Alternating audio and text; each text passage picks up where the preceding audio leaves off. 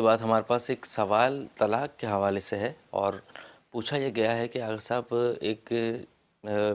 آدمی نے ہمارے والدین کو بیوقوف بنایا کہ میں بالکل کنوارا ہوں اور میری کبھی شادی نہیں ہوئی، اور وہ ہم شہر میں نہیں رہتا تھا، یعنی دوسرے شہر میں کہیں رہتا تھا، لیکن کسی کے ذریعے سے وہ رشتہ ہوا اور پھر میری شادی اس شخص سے ہو گئی۔ وہ مجھے لے کر اپنے علاقے میں گیا، جبکہ اسے ذاتی فائدے کے لیے، یعنی اسے کسی مالی طور پر فائدہ پہنچنا تھا، شادی شدہ ظاہر کر کے اپنے آپ کو اس نے وہ مجھے لے کر گیا، کچھ مہینے کے لیے اپنے ساتھ رکھا، اور نہ اس نے میرا حقوق زوجیت ادا کیے، نہ ہی کوئی خرچہ وغیرہ اس نے مجھے دیا، اور پھر کچھ ٹائم کے بعد جب اسے وہ مالی فائدہ حاصل ہو چکا، اس نے پھر مجھے طلاق دے دی، اور وہ طلاق دے کر پھر اپنے شہر واپس چلا گیا، اور اس نے مجھے یہاں چھوڑ کر اور اپنے شہر گیا کہ میں تمہیں لینے آؤں گا۔ اسی طریقے سے اس نے تقریباً 5-6 مہینے گزارے، لیکن جب لینے آنے کی باری آئی تو اس نے طلاق نامہ بھجوا دیا، نہ مجھ سے یہ پوچھا کہ ایام کیسے چل رہے ہیں اور کیا خصوصیات ہیں تمہاری، اور نہ ہی کوئی اور سوال، بس طلاق نامہ بھجوا دیا۔ جس تاریخ کا طلاق نامہ اس نے مجھے بھیجا ہے، یعنی جس تاریخ میں اس نے مجھے طلاق دی ہے، اس تاریخ میں ایام حیض میں تھی، اور وہ ایام جو ہے وہ میرے لیے طلاق کے لیے نہیں تھے، اور اس نے طلاق کی صیغہ جاری کر دی۔ نہ اب وہ رابطہ کرتا ہے، نہ وہ فون اٹھاتا ہے، اور نہ ہی وہ دوبارہ سے طلاق کی صیغہ جاری کرتا ہے، نہ ہی اس نے مجھے حق مہر ادا کیا۔ تو ایسے شخص کے بارے میں کیا حکم ہے، اور میں اس طلاق کو صحیح سمجھوں یا نہیں، اس کی وضاحت فرمائیے گا۔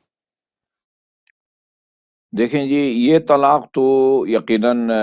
غلط اور باطل ہے، چونکہ بنیادی شرط ہے کہ دو عادل گواہوں کے روبرو، اور ایسے دنوں میں، ایسے دن کی جس میں خاتون پاک ہو، صیغہ طلاق جو ہے وہ جاری کر سکتے ہیں۔ وہ چند ایک صورتیں ہیں جہاں پر اسے رابطہ کوئی ممکن نہ ہو، یا مثلاً جو ہے نا وہ خاتون کی ابھی رخصتی نہیں ہوئی ہے وغیرہ، یہاں اگر رخصتی بھی ہو گئی ہے اور رابطہ بھی ممکن تھا اور نہیں کیا، اور بعد میں پتہ چلے کہ جس دن صیغہ طلاق جاری ہوا ہے اس دن خاتون پاک نہیں تھی، یہ طلاق یقیناً غلط ہے۔ رہی یہ بات کہ وہ طلاق بھی نہیں دیتا، اب آپ کے بیان کے، خاتون کے بیان کی روشنی میں وہ حق زوجیت بھی ادا نہیں کرتا، خرچے بھی نہیں دیتا، تو پھر آپ کو حق پہنچتا ہے کہ آپ حاکم شرع یا مجتہد کا وکیل ہے، اور اس سے رابطہ کریں اور اس کو اعتماد میں لے لیں، اس کے سامنے یہ ثابت کریں کہ وہ خرچہ نہیں دیتا اور حقوق زوجیت بھی ادا نہیں کرتا۔ ایسی صورت میں حاکم شرع کے پاس اختیارات ہے، اور ان کو استعمال کر کے ان کو وہ فارغ کر دے گا۔ جی آغا صاحب، اور وہ حق مہر کا جو معاملہ ہے، وہ اس کا کیا ہوگا؟ حق بہر اس کے ذمے ہے، دے نہ دے تو اللہ تعالیٰ کے ہاں وہ جواب دہ ہے۔ وہ اگر یہ عدالت کے ذریعے لے سکتی ہے، کسی بھی ذریعے سے اگر وہ لے سکتی ہے تو لے لے، باقی ہمارے ہاتھ میں تو نہیں ہے۔ طے شدہ حق بہر اس کے ذمہ واجب الادا ہے۔ ایک آدمی جو ہے نا وہ واجب ادا نہیں کرتا، جو آدمی 5 وقتی نمازیں نہیں پڑھتا، ہمارا اس پہ کیا بس چلتا ہے؟ اسی طرح ایک خاتون کا حق ہے، وہ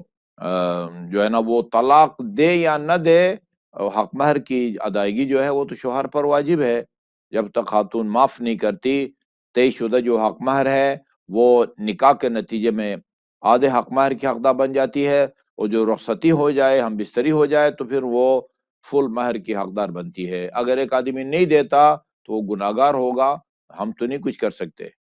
جی آغا صاحب، بہت شکریہ۔ اس کے بعد اگلا سوال اور بعد السلام انہوں نے یہ پوچھا ہے کہ آغا صاحب، ہمارے علاقے میں گیس آنا بہت مشکل ہو جاتا ہے، اور گیس نہیں آتی ہمارے علاقے میں، اور کھانا پکانا گیس کے بغیر مشکل کام ہے۔ لیکن آغا صاحب، ہمارے علاقے میں 200 گھر ہیں، جن میں سے 150 گھروں میں ایک مشین ایسی لگی ہوئی ہے کہ جو گیس کو کھینچ کر پریشر بناتی ہے، اور پھر آسانی سے گیس گھر میں آ جاتی ہے۔ تو آغا صاحب، جب 200 میں سے 150 گھروں میں وہ مشین لگی ہوئی ہے، تو باقی جو 50 گھر بچتے ہیں ان میں تو بالکل بھی گیس کا نام و نشان نہیں موجود ہوتا۔ تو کیا ہمارے لیے ایسی صورتحال میں جائز ہو جاتا ہے کہ ہم بھی اس مشین کا استعمال کر کے اپنے گھر میں گیس کو لے کر آ جائیں اور پھر کھانے پکانے میں آسانی ہو، یا وہ مشین استعمال کرنا جائز نہیں ہوگا؟ دیکھیں جی، یہ اس مشین کا جو استعمال ہے وہ قانونی طور پر منع ہے، اور ہمارے علماء کرام خصوصاً سستانی یہ اس طرح کے قانون کی خلاف ورزی کی اجازت نہیں دیتے۔